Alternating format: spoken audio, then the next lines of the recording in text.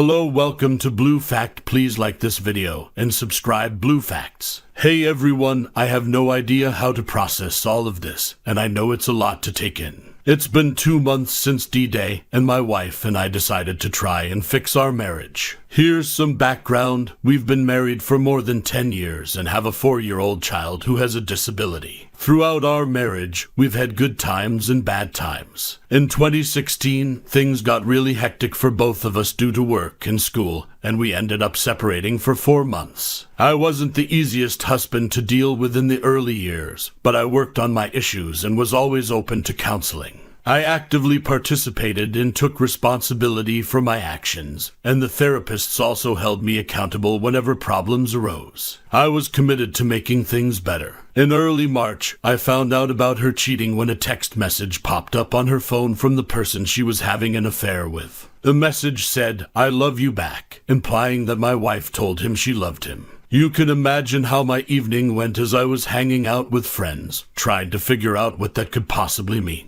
I decided to look up the guy and found out that he was one of her co-workers who worked under her. When I got home in the early morning, I prepared myself to check her phone, and unfortunately, what I found was not good. There were text messages expressing love and strong feelings for each other. They both admitted that they were struggling hard to resist their feelings. Now, let's go back to February 2022. My wife approached me during the beginning of my workday, which happened to be my work from home day, and told me she had something important to discuss. I agreed to listen, and then she suddenly revealed that she was considering getting a divorce. This completely caught me off guard, but I listened for the next 2 hours while I was supposed to be working from home as she went into detail about a list of 5 things that she absolutely wouldn't compromise on and 15 other points that were extremely important to her, which she wanted me to work on. It was really hard to accept everything that was happening, but I tried to handle it with grace, even though I was completely caught off guard by the talk of divorce. After that meeting, I spent the next year or so working on that list like it was the most important thing in my life, because it was. So you can imagine how shocked I was in early March 2023 when I came across the text from the person my spouse was having an affair with, a person I didn't even know about until then.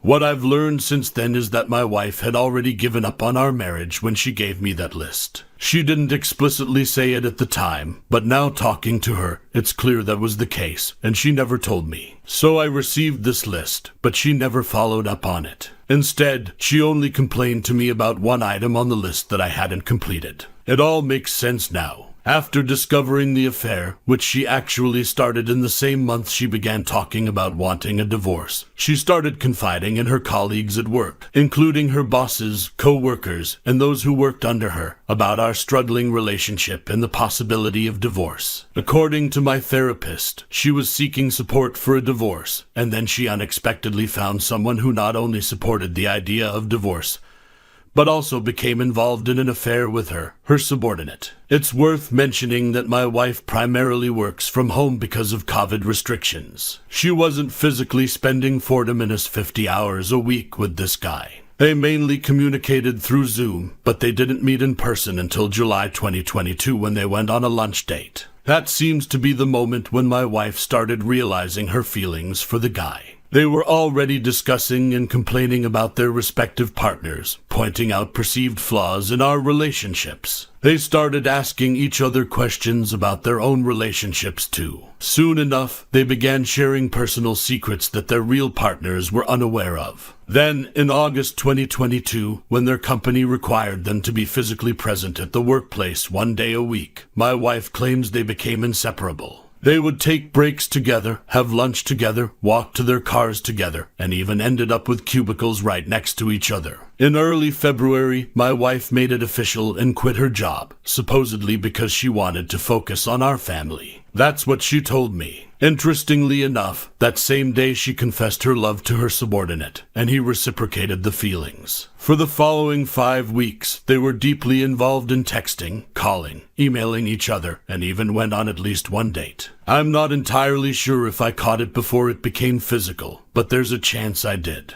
I have text messages and emails that suggest it didn't necessarily become physical, but some of the details are so unbelievable that it's hard to believe it didn't. According to my wife, he was actively searching for a new apartment and was ready to leave his girlfriend of 7 years. Who does that unless they've already made some serious commitments with someone else? On the day I confronted my wife, let's call it D-Day, it was early morning. I had gathered enough evidence, including taking photos and emailing them to myself from her phone. She initially tried to lie about it, but once I informed her that I had documented her conversations, she shifted to blaming me. It was definitely an interesting time, but I managed to handle it calmly, acknowledged her challenges, and kept moving forward. She claimed that she couldn't cut off contact with the guy because they were collaborating on a creative project together, a book. Somehow, I found the presence of mind to suggest that she should at least go no contact until we could meet our marriage therapist, who could then decide the rules for communication. Surprisingly, she agreed to it. I also made it clear that she had to end things with the guy by the next day and gave her the chance to call them herself. I really wish I had been present during the phone call because I later found out that a lot of unnecessary stuff was discussed at that time. It turns out she spent the following 2 weeks trying to navigate having both her husband and affair partner at the same time.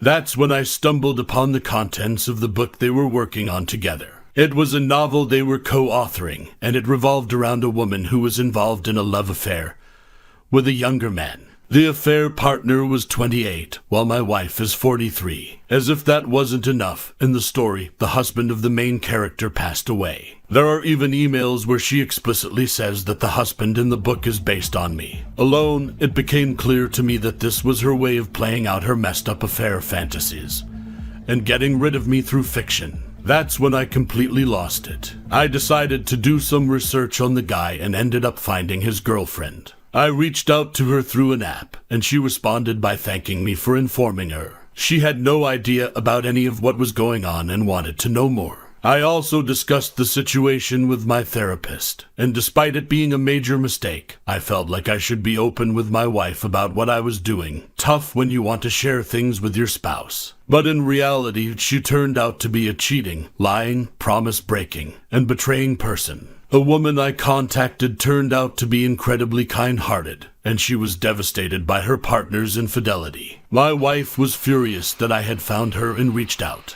Interestingly enough, my wife had been secretly communicating with the affair partner behind my back, even after everything that had happened on D-Day. Eventually, my wife reached out to the affair partner based on both my demands and the instructions of our marriage therapist. But the AP told her to never contact him again, which was great. Reaching out to the affair partner's partner ended up breaking their connection, at least temporarily. After 5 weeks, I learned from her that she ended the relationship with him, and now he's nowhere to be found. Over the past 8 weeks, my wife has slowly started to open up. The truth only came out bit by bit, and usually only when I pushed her, like when I mentioned taking her phone and having an expert recover all the deleted texts. She has admitted to having developed feelings for the guy and that the emotional affair lasted for more than 8 months. Despite all this, she's now begging for reconciliation. We have made some progress in the past 2 months since D-Day, but it's still emotionally and physically devastating for me. One of the toughest things to accept has been realizing that my wife's sudden increase in desire for closeness in February was because she wanted to be close with this other guy. I was just a backup plan for her while she waited for him to make a move. Despite my wife's constant denial, I have discovered concrete evidence that contradicts her claims that their relationship wasn't physical. It has been a pattern of her lying about almost everything until I found proof. My wife has a history of experiencing bowel obstructions and has been hospitalized twice before because of them.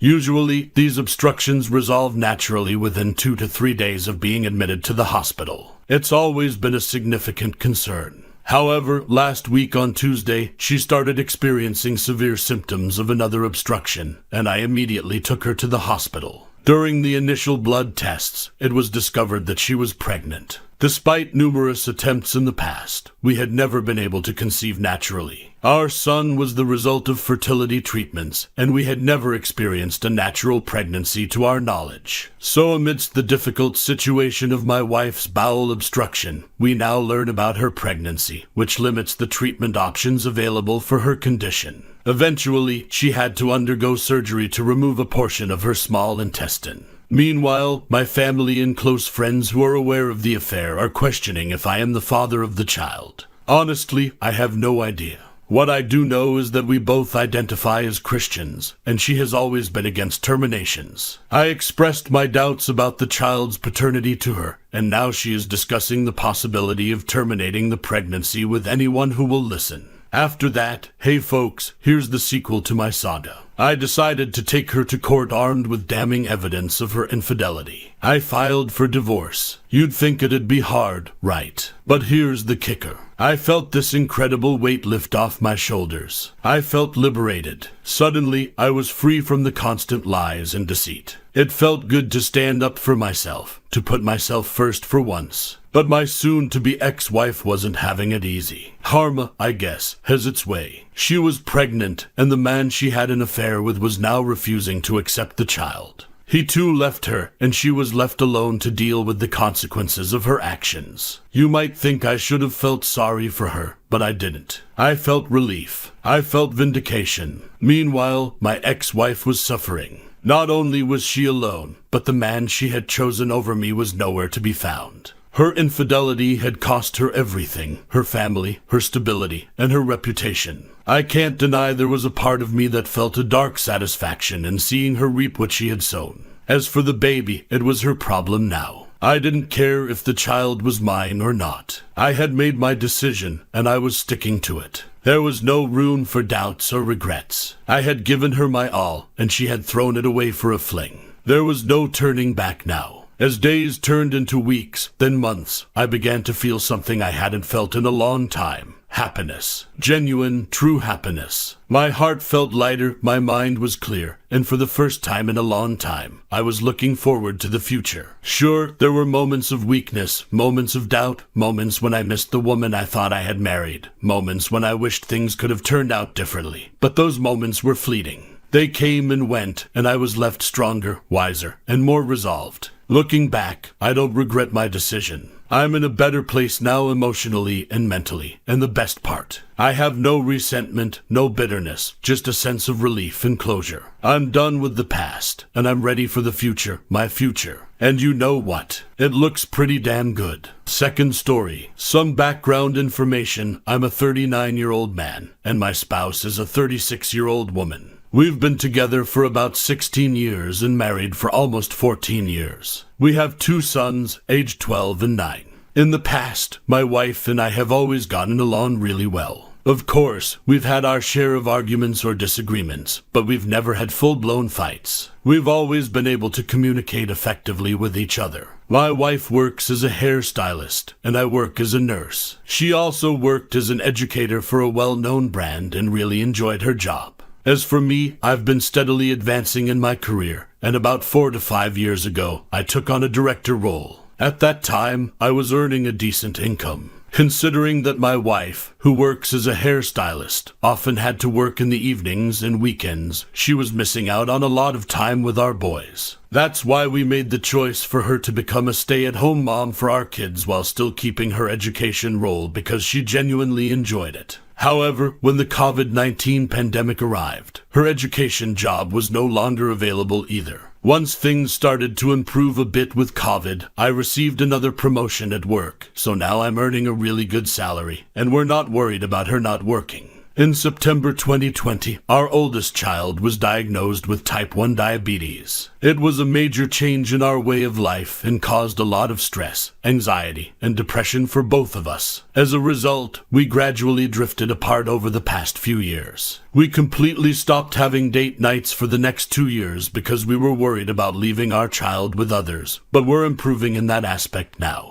During this time, we became emotionally distant and more like roommates than partners. Throughout all of this, I fully acknowledged that I wasn't the best husband. I neglected her emotionally and left her feeling alone, and I truly wish I could change that. But unfortunately, I can't. Although I was physically present, I wasn't there for her emotionally. Since she wasn't employed, I expected her to take care of our son's blood sugar at night because I had to wake up early for work. I also expected her to handle the household chores during the day. On the other hand, she started to resent me for not helping out with chores around the house, or assisting as much during challenging moments with our son's fluctuating blood sugar levels. As a couple who used to excel at communication, we completely stopped communicating altogether. We would exchange quick high fives at the door due to our busy work schedules and the hectic sports schedules of our boys. We no longer made time for each other. During all of this, my wife started playing a video game called Fortnite with our boys. She really enjoyed it and even played when the boys weren't around. She would stay up late at night after I had gone to bed and continue playing while also keeping an eye on our son's blood sugar levels. It reached a point where she would still be playing when I woke up, returned home from work, and went to bed. Through this game, she formed an online group of friends. Over the past 6 months, this group of around 5 to 6 people would consistently play together. This is where the act of cheating began. She developed a close friendship with a particular guy. I didn't find out about this until later, but she regularly chatted with him on Instagram. She even sent him a gift through the mail. Then she came up with a massive lie to visit him. She told me that one of her old friends from her teaching days was opening a new salon and asked if she could come over for the weekend to assist with the grand opening.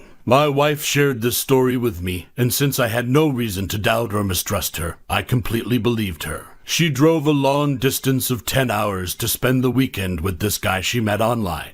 During her absence, for some reason, I accessed our iCloud account and noticed a bunch of recently deleted photos. My heart sank when I saw them because they revealed what was happening. Throughout the trip, she essentially turned off her phone and barely communicated with me or our boys for the entire 4 days she was away.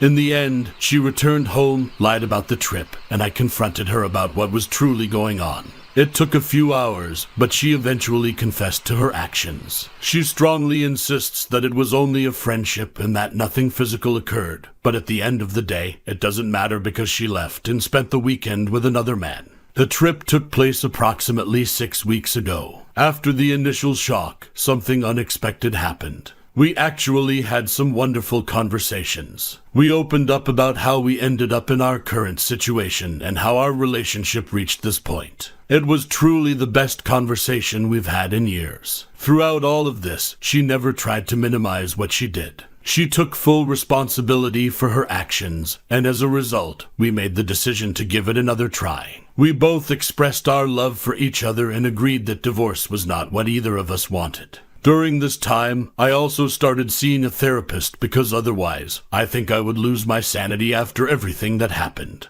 The one thing I asked her to do was to completely block any contact with this guy. She agreed and ended up deleting Fortnite and all her social media apps. Fast forward to 2 to 3 weeks ago, while we were driving to my son's baseball game, I noticed she had Snapchat on her phone. I asked her about it, and she quickly denied it. When we arrived at the game, I saw her logging out of Snapchat, so I walked away. She later found me, apologized, and handed me her phone, begging me to look through it. But I wasn't interested anymore. We argued about it that night, and I told her to leave the house. However, we eventually calmed down, and she ended up staying. The following weekend arrives. I decided to check out this guy's TikTok account, and guess who I find among his followers? My wife. This leads to another major argument where I tell her she needs to leave, and that I want a divorce. We slept in separate beds that night, but once again, I didn't follow through and push the issue of her leaving. Now let's jump to just a few days ago. I catch her playing Fortnite with this guy online. Later that night, I even look at her phone and see a message to another online friend saying, "I feel so stupid. I wish John would join so we could all play together." It sparks yet another huge fight, and this time I declare that I'm done. I pack up all my things, leave, and spend the night at my brother's place. I'm back sleeping at home. We had tickets for my youngest son's first MLB game on Saturday night, and we planned to go to an amusement park today, so for the boys' sake, we did these activities together. We had another important conversation this morning. She said that for this to work, I need to control my anger outbursts, which I agree. It's not healthy at all, and I should stop snooping through her phone, even though she previously said she had nothing to hide and left her phone unlocked for me to check if I wanted. Today, I reached out to my therapist, who referred me to an anger management group session, which I signed up for this Wednesday night. She assured me once again that she will cut off contact with him and stop playing Fortnite because it's not worth it. She mentioned her willingness to attend marriage counseling and insists that she doesn't want a divorce. I woke up 3 hours ago at 2 a.m. and went downstairs only to find her playing Fortnite on the couch. Although she wasn't playing with that guy, I believe she would have if he had been online too. Ironically, this morning, she explicitly stated that she would never play again. Yet here we are. I'm done arguing about it. I simply wished her good night and walked away. I'll be honest, ever since her return, I have been excessively controlling towards her. For the past 6 weeks, clearly, I've completely lost trust in her. I want to know every detail of her actions, where she's going, and who she's with. I'm uncertain about the outcome, but I have a strong sense of where we're headed. It's upsetting because I still genuinely love her, and I believe she still loves me, but I'm not sure if we're in love anymore. I'll provide updates along the way, but I'm not sure if counseling can help us at this point. We both need to be fully committed to making things work, and that includes ending all contact with that guy, which is something she should have done immediately. Unfortunately, it took me walking away and her losing me for her to finally realize that.